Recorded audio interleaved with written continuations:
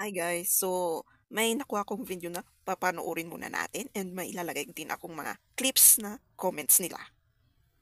Iyang gobyerno ni Bongbong Marcos, papunta yan sa bangin. Maniwala kayo sa akin at sa hindi. Wala pa tayong sinasabing bihira yung hindi nagkakatotoo, mga kaibigan. Yan pong itong gobyerno ni Bongbong Marcos, patungo sa bangin. Bakit? Napasok na sila ng sindikato eh. Hindi nyo alam kung sino nag-a-appoint sa gobyerno. Baka kala ninyo. Isipin mo yan, oh.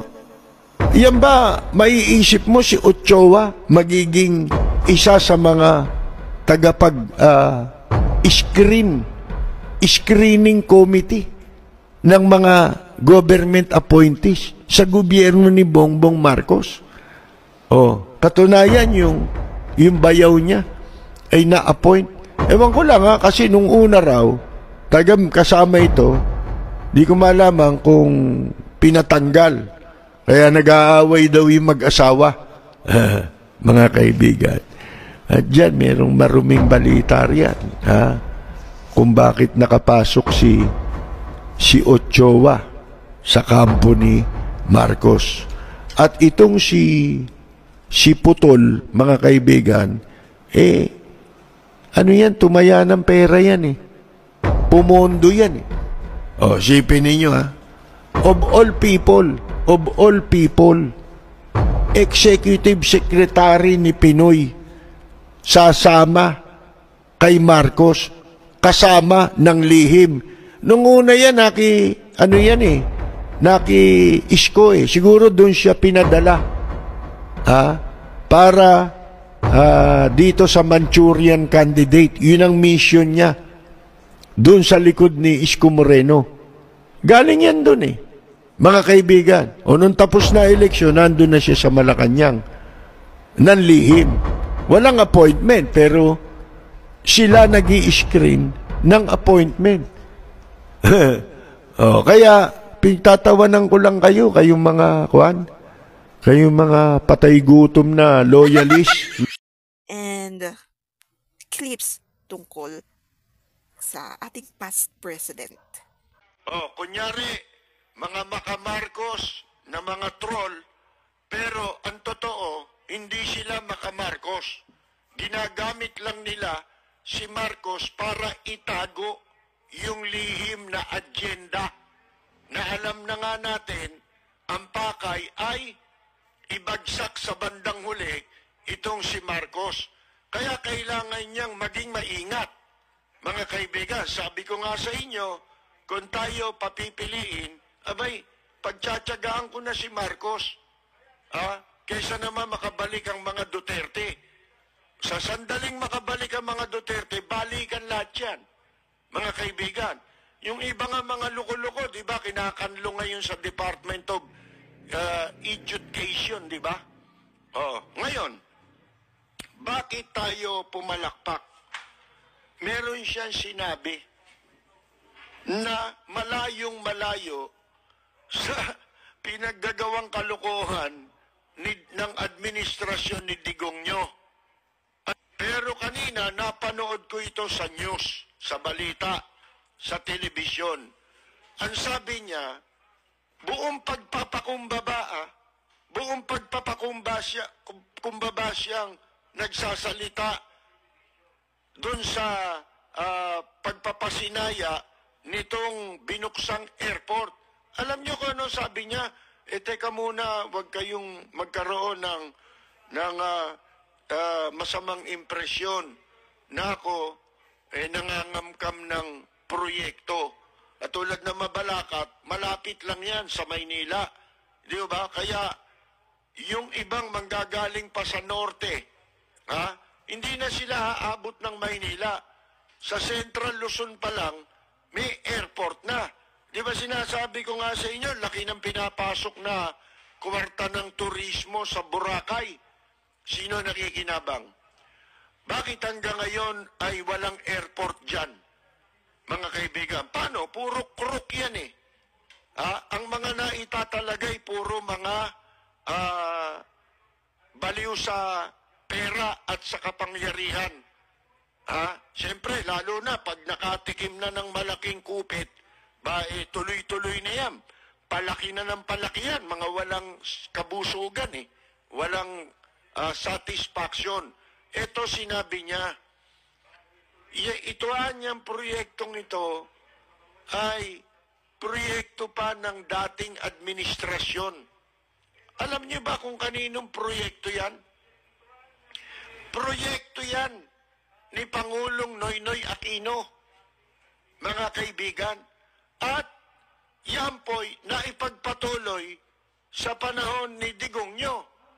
Sa panahon ni Digongyo, lahat ng mga proyekto na inilarga ng administrasyon ni Pinoy, pinondohan sa panahon ni Pinoy, kinamkam lahat Wala nga silang nagawa na sarili nilang proyekto, kundi yung pader dun sa New Bilibid Prison para hindi makaraan yung mga residente ron. Pinalagyan ng kaprasong pader para masaran yung karsada na dinadaanan ng mga residente sa lugar na yon, sa Katarungan Village, mga kaibigan.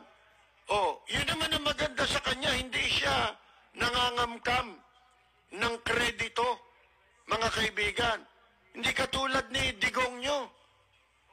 Yung administrasyon na yun na napakakapal ng muka.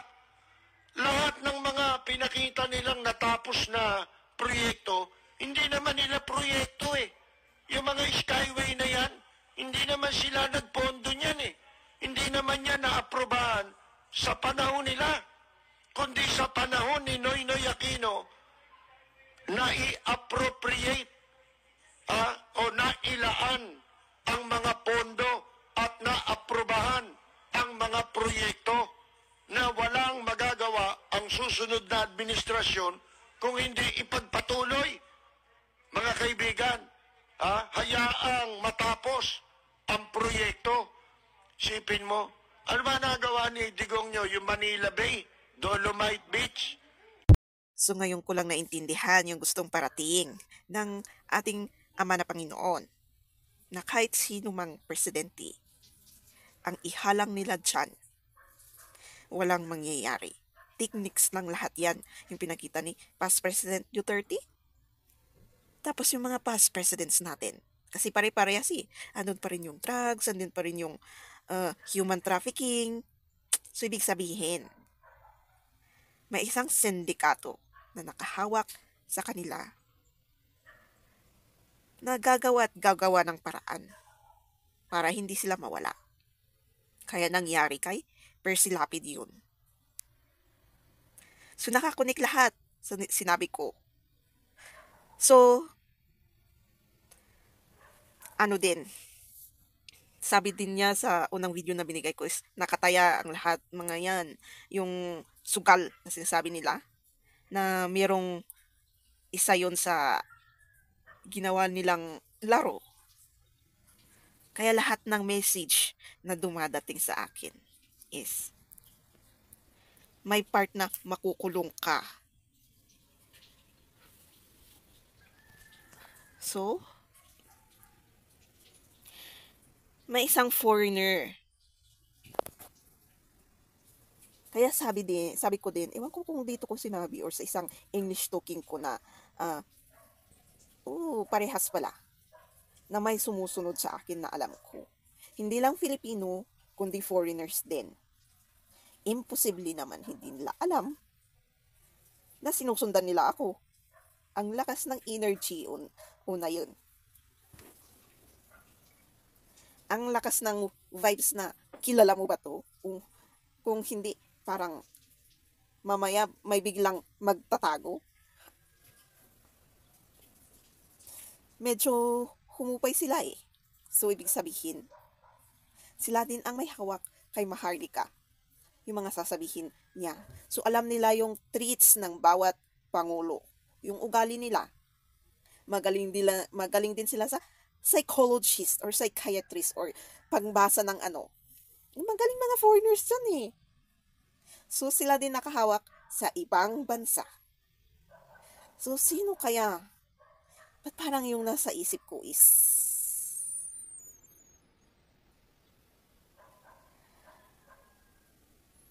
yung gumagawa ng gulo ngayon.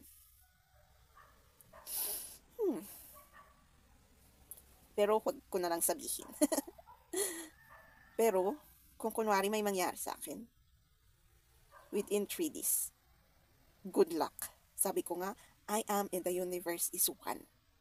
Ilang beses kong sinabi na, kung may mangyari sa akin, matigok man ako. Goodbye, Earth. Kasama na kayo doon. Within 3 days, I manifest that one. So, kasali din to sa aking purpose.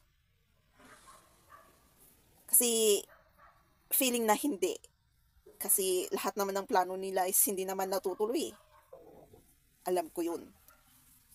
I have a feeling. So, ayan, kahit anong presidente or mga leaders na ipunta natin dyan, kung hindi titi ng yung mga leaders natin, lalabanan yung mga sindikato na yan.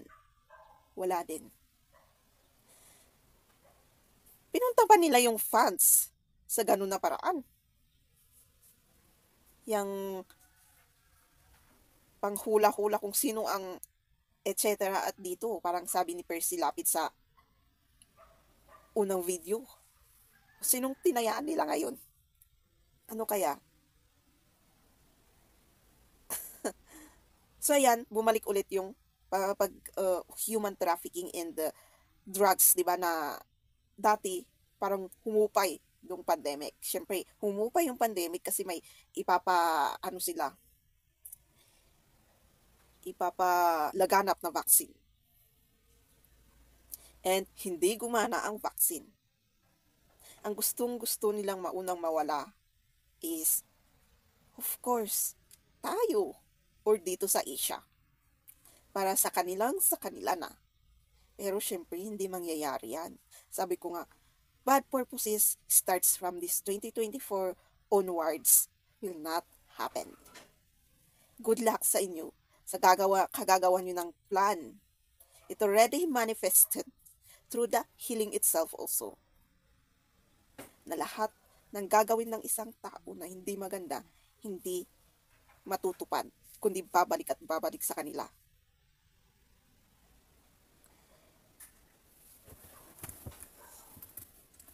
So, tignan niyo yung mga bansa niyo, mas maganda. Kasi nagkakagulo na. Look out for your countries. Because I know they understand Tagalog also. I have known na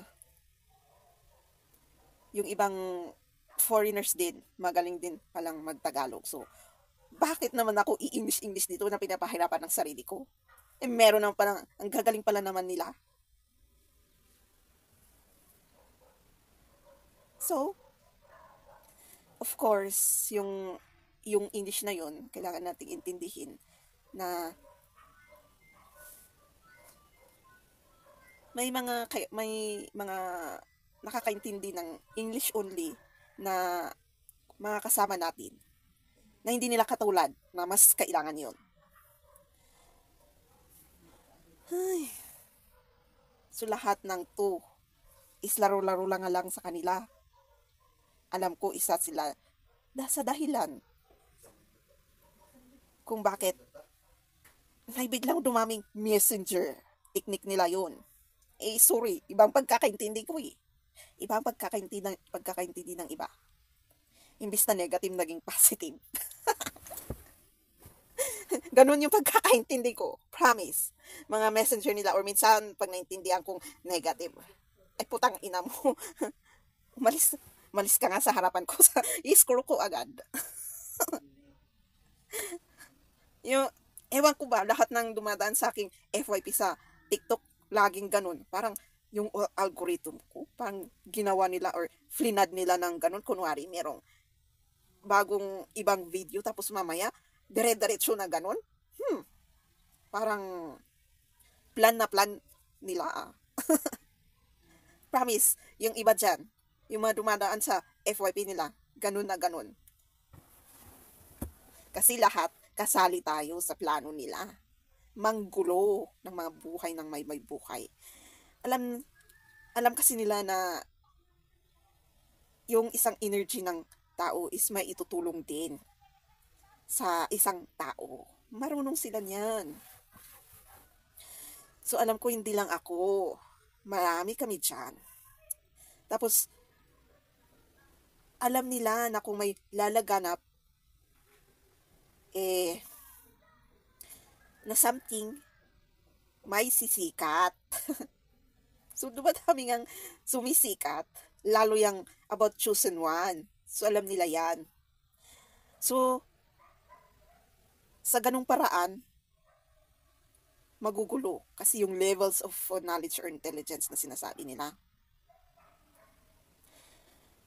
Alam nyo ba yung ibang post ng iba is hindi alam na kasama sila sa plano? Kasi nakikilaro sila.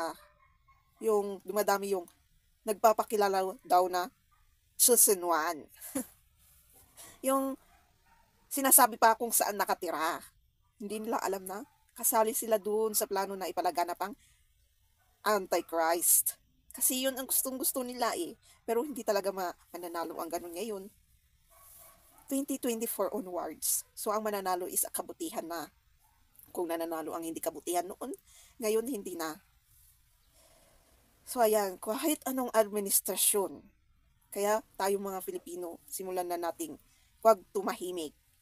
Kasi ang kalaban talaga natin is hindi yung gobyerno. Means, oo yung gobyerno kasi hindi rin nila tinitigil yung corruption, pero meron pa sa likod nila.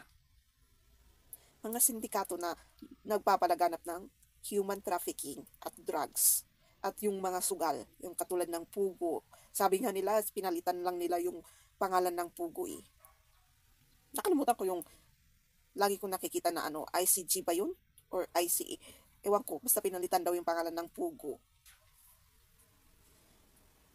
And sa tingin ko, tama naman, parang nangyayari na ngayon yung di ba? Yung masasabi ni Percy Lapid. Well, baka visionary din siya. Sa lahat ng sinasabi niya, hindi niya alam na nag-vision siya. Kaya nasasabi niya. And huwag natin itigil na ipanalangin lahat is possible kay God. Yung bansa nating to. Kasi hindi lang tayo ang lumalaban sa hindi maganda. May naririnig din ako dyan sa Asia na nilalabanan din nila yung trafficking, drugs, etc. So, huwag natin ibigay yung gusto nilang war dito sa social media. Kasi nag-e-expect sila, gustong-gusto nilang magkaroon ng war. Lalong-lalo yung nasa likod. Siyempre yan, andyan na naman, magbibigay kunwari sila ng mga weapons. Tapos tayo ang lalaban. Ay, huwag niyong ibigay yan. Kasi for sure, yan ang gustong-gusto nilang hinihintay. Ayan, yung bibig natin ang ipanlaban natin. Yung mga visions or knowledge intelligence. Promise, mapapagod din sila. Nakakapagod kayang bibig. Yung laging sabihin mo yung gusto mo. Lalong negative. Promise, pagod na sila. Yung gusto na lang nila, war na. Kaya, naghahanda sila para sa war. Actually, sinasabi na lang nila kay President na maghanda ka ng ganito, magkakaroon ng war, baka. So, ayan. Thank you for watching. See you again sa next video. Don't forget to subscribe, click the bell notification, comment if you want, and share so get my next videos.